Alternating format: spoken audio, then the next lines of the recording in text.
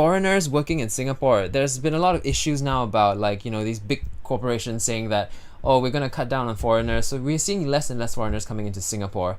And Cheryl is a Malaysian working in Singapore.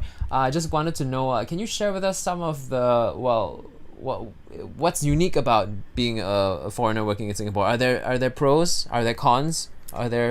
What has your experience been? Are there challenges? It's actually mostly just very inconvenient for me. I mean, people keep saying things like, oh, if you're Malaysian, it's actually very easy for you to get PR here and stuff like that. But that's really not been the experience for anybody who's not a corporate professional. Right. So for people who are actors, a lot of our actor friends have had to actually go back to Malaysia and do most of their work there, because now Right. we have to get legit work passes and everything. Before this, we used to be able to work on our tourist stuff. Right. So it's really interesting to see in the coming months, because this is a rule that's just changed, how that's going to affect the number of Malaysians who are actually able Wow. to act here. Right. Yeah. So that's affecting you as well, right?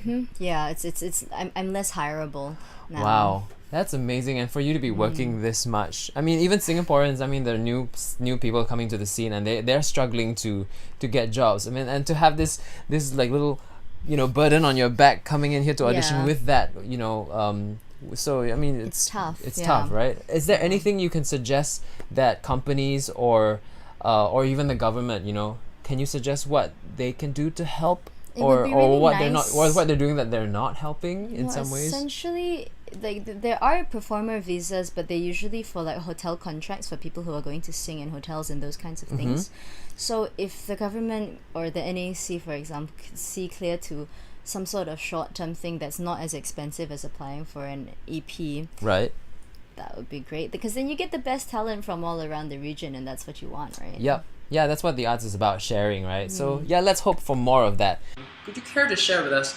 I mean, you live in so many different Asian countries, right? Singapore, Thailand, now KL, Malaysia. And we had a conversation over dinner, and you're saying like Asia is looking to be somewhere that you actually feel very comfortable with. Do you have thoughts about returning home, or is Asia the place you want to sort of stay for an indefinite period of time? And what about Asia appeals to you? Well, I don't feel like going back to Germany. It's just I don't think I would be able to cope with the mentality anymore, and also the weather. So Really? I that's, thought Singapore's weather is hot. no, I really like the weather here. So Okay.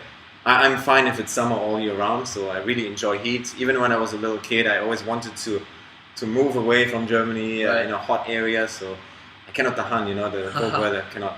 Yeah. So, but yeah, Yes. about Asia or Singapore, Malaysia, I really love the food, of course, the weather. Yes. People are nice. It's such an interesting and multicultural society. But do So- you not get singled out? It's like, oh, it's that Angmo or the Caucasian, the Matsale or the, what do you call it? Thailand calls Farang. Farang. Do you feel like people single you out or treat you differently? When it comes to work, maybe they will say, no, I don't want to talk to this Kwailo. Here they Right. call us Kwailo. They just want to talk to a local Chinese. When it comes to business, Really? sometimes Okay. I want to talk to you, in between 4 eyes. But apart from that, no, because I usually don't hang out with expats. So I always have local friends. What do you feel about the expat circle? Though? I mean, do you notice in Singapore and Thailand? I mean, I noticed some of my friends even, they kind of stay, and this is not a judgment. It's an observation. They stay in the expat bubble, so it's very hard to kind of. They don't have a lot of local friends unless you're really quite westernized, which sometimes I could be, but I'm still very local. But they kind of tend to eat. They don't try the local food. They don't try to make friends outside. They kind of bring their country. Yeah, What's I your thought realized about that? a lot, I mean, yes. but that's good because it makes them feel comfortable, and they still have a piece of home here, and then they don't have to. They don't need to extend out for them to survive, right? So they could do that completely. But what is your thought on that?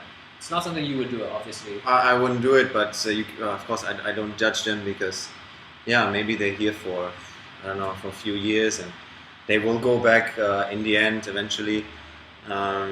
So maybe they're homesick, and maybe they cannot adapt so fast, or they don't like the food, or they just so they want to have a little piece of home here as well. Right. So I know a few people personally who just eat in Western places, which I don't understand at all with this huge variety of food over here.